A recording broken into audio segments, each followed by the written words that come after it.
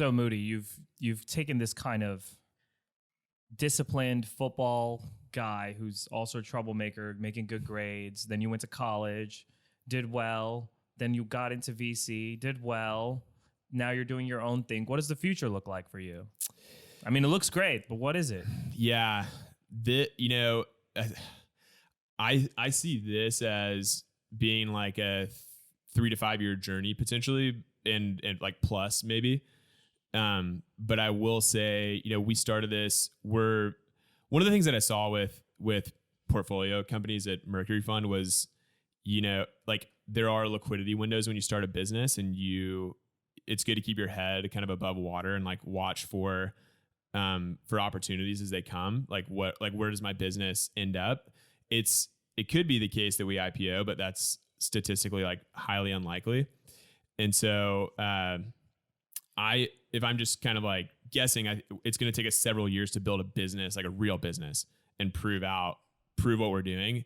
And what we're doing is not as complicated as what Q Engineering did, but it's also not simple because there are a lot of stakeholders involved.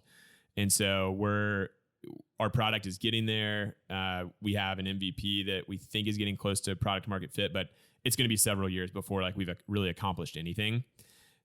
If I'm looking out 10 years, it would be amazing what we're doing, just to like summarize it, is we're trying to build like a home for construction skilled labor, and like a place where you are guaranteed to have a job that basically we're making sure that you're earning at the highest rate possible in the market.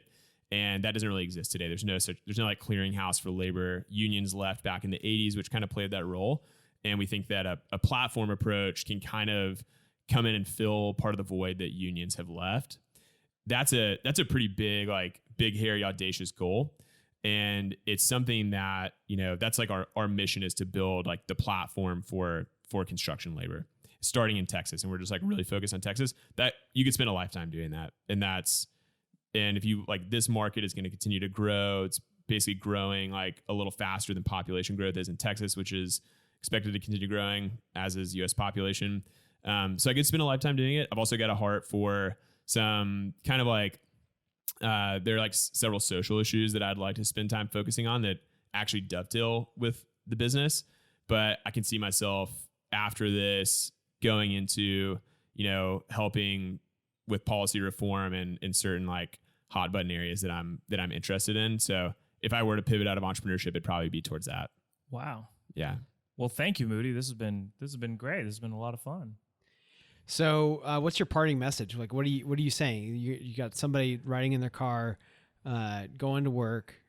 What do you say to them? Oh man, that's a great question.